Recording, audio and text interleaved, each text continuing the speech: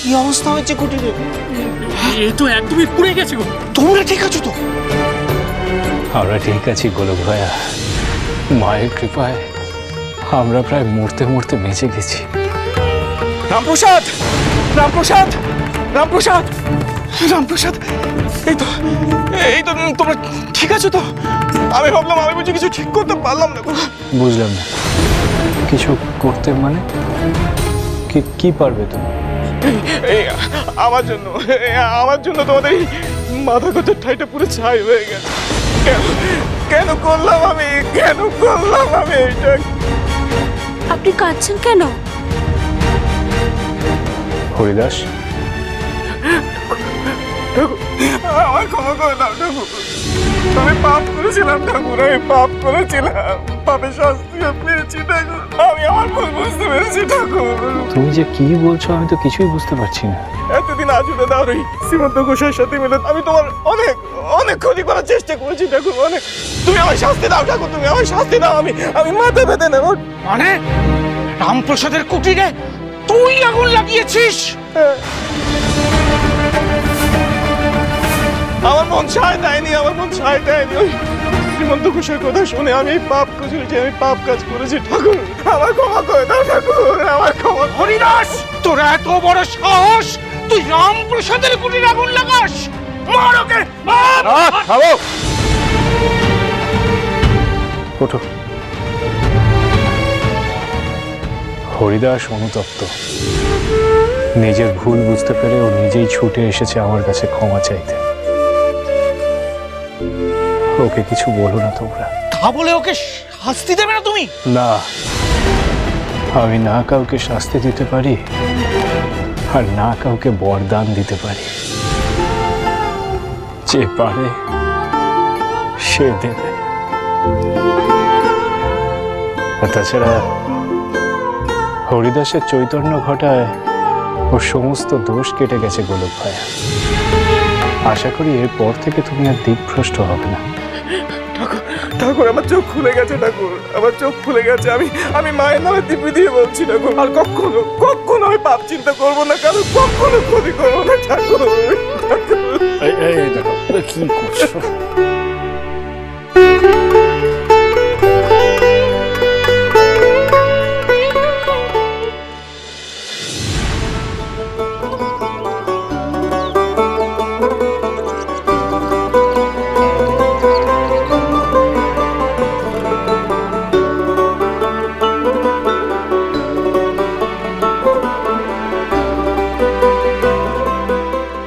কি হে পটুয়া, আরে মহালয়ার সূর্যোদয় তো হয়ে গেল, তাড়াতাড়ি চক্ষুদান করো।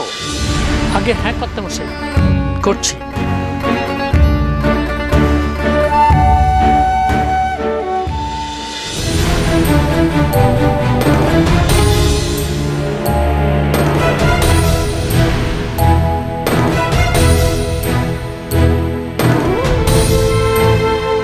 আরে পটুয়া, কি হলো তোমার? থেমে গেলে কেন? পটুয়া, উত্তর দিচ্ছ না কেন? একটা কথা জিজ্ঞাসা করা হয়েছে তোমাকে। আমি জানি না, আমি কিছু বুঝতে পারছি না। আরে তুমি চোখ আঁকতে গিয়ে চোখ না এঁকে থেমে গেলে কেন? আমি পারলাম না শিরোমণি মশাই, আমার হাত ভীষণ কাঁপছে। এমনটা আগে কখনো হয়নি। হঠাৎ কি যে হলো। তোমার শরীর ঠিক আছে তো পটুয়া? ঠিকই তো ছিল, কিন্তু এখন সারা শরীরটা কেমন একটা কাঁপুনি। আচ্ছা ঠিক আছে, এত না কেঁপে তুমি চক্ষুদানটা আগে তাড়াতাড়ি করো। দেখুন আমার হাত দেখুন কিরকম কাঁপছে। এই অবস্থায় মায়ের চোখ আঁকবো কি করে? ওই নিধিরাম, বৈদ্য তুমি সব শুনে চুপচাপ এখানে দাঁড়িয়ে রয়েছে, কোনো তাড়াতাড়ি দেখো। হ্যাঁ ঠিকই তো, এই নিধি যখন আছে তখন আর চিন্তা কিসে? এই ঝটপট ওষুধ দিয়ে এই পটুয়ার আমি কি সারাক্ষণ ওষুধপত্র নিয়ে ঘুরি? এই যে পটুয়া, এরকম কাঁপুনি তোমার আগে কখনো হয়েছে? না, কখনো না, এই প্রথমবার। কি হবে বলো তো বাবা? মহালয়ার ভোরে কি মায়ের চক্ষুদান হবে না? হবে না কেন? সব হবে। এই চক্ষুদান করো দেখি। আমায় ক্ষমা করবেন, এই পুণ্যের কাজটা আমি করতে পারছি না। এটা যে আমার কাছে বড় কষ্টের। এইবারটা অন্য কাউকে দিয়ে মায়ের চক্ষুদান করাতে হবে।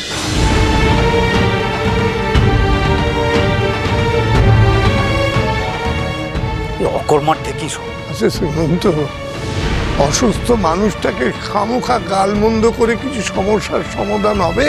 কি করা যায় এখন সেই কথাটাই ভাবো না আগে।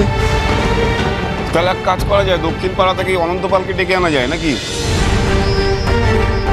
এই তাড়াতাড়ি যা, অনন্তপালকে ডেকে নিয়ে যা, তাড়াতাড়ি যা, তাড়াতাড়ি যা।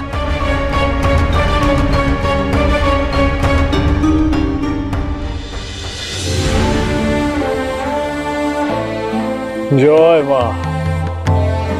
মা আগো কালী কালী বাড়ি। সর্বাণী, আমাকে এখন বেরোতে হবে, আমাদের সাধনা স্থানে গিয়ে মায়ের মূর্তি করতে হবে। আপনার ঝোলে আমি সবকিছু দিয়ে দিয়েছি। আচ্ছা বেশ বেশ, সে না হয় হলো, কিন্তু মনে আছে তো সর্বাণী, মূর্তি আমি করলেও মায়ের চক্ষুদান কিন্তু আপনাকেই করতে হবে। তাকে আমি কখনো ভুলতে পারি? প্রত্যেক অমাবস্যা আপনি আমাকে দিয়ে মায়ের চোখ আঁকান, সে যে একরকম আমার কর্তব্যই হয়ে গেছে। না না, কর্তব্য বলবেন না। আসলে কি জানেন সর্বাণী, আপনার মতন করে অত যত্ন নিয়ে কেউ মায়ের চোখ আঁকতে পারবে না। আমি তো নই।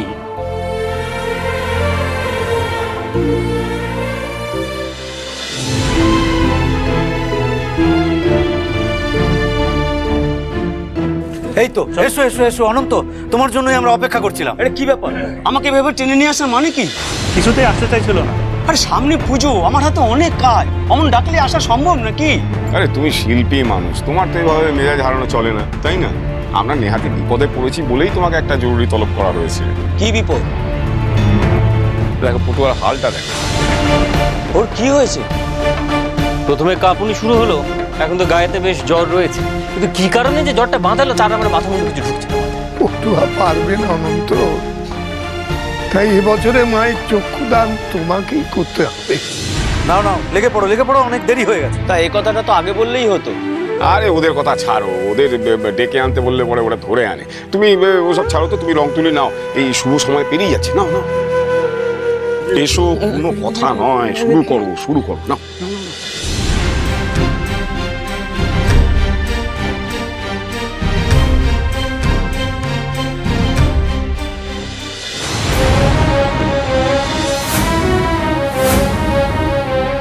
কি হলো কি? হ্যাঁ, তোমার আবার কি হলো? আমার দ্বারা হবে না শিরোমণি মশাই, আমার সারা শরীর কাঁপছে, সার পাচ্ছে না।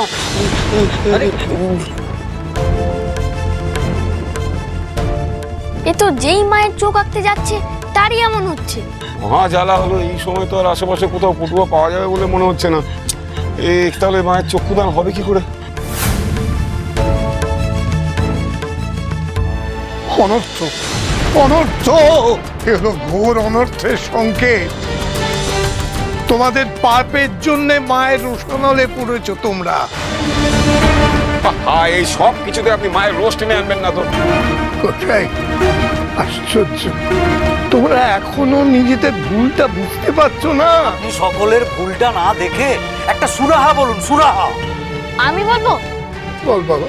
না, বড়দের মাঝখানে তুমি কোনো কথা বলবে না, একদম চুপ করে থাকো। আমি জানি কে মায়ের চোখ আঁকতে পারবে। আমি বারণ করলাম তো।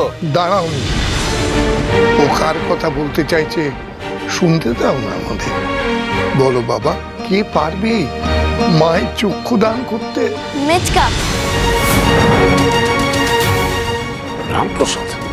হ্যাঁ, মেচকার নতুন বউকে ডাকো, ওরা মায়ের চোখ আঁকতে পারবে। বাড়াবাড়ি হয়ে যাচ্ছে কিন্তু রামহরি। আহা, ওকে চুপ করিয়ে তো সমস্যার সমাধান হবে না, তার থেকে বরং রামপ্রসাদকে একবার ডাকা হোক না। কিছুতেই না, ওদের এখানে কিছুতেই ঢুকতে দেওয়া যাবে না।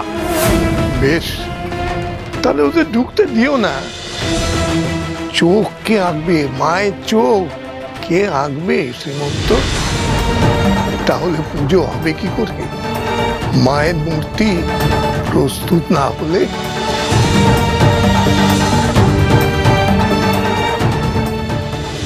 রামপ্রসাদ!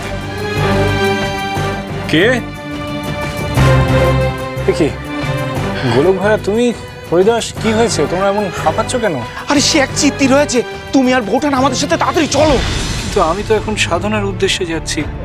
সেখানে পরে যেও, আগে ওখানে গিয়ে আমাদেরকে উদ্ধার করো। কোনো বিপদ হয়েছে বুঝি? আরে বিপদ বলে বিপদ, এই চণ্ডী মণ্ডপে চলো, সব বুঝতে পারবে।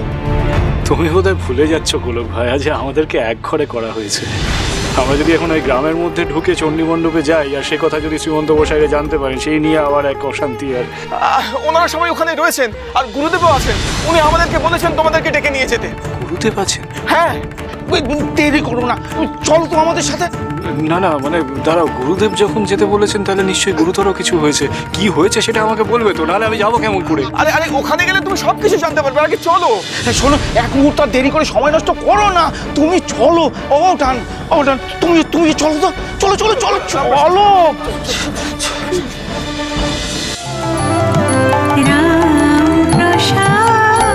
চলো চলো চলো চলো চলো পাল্টাই।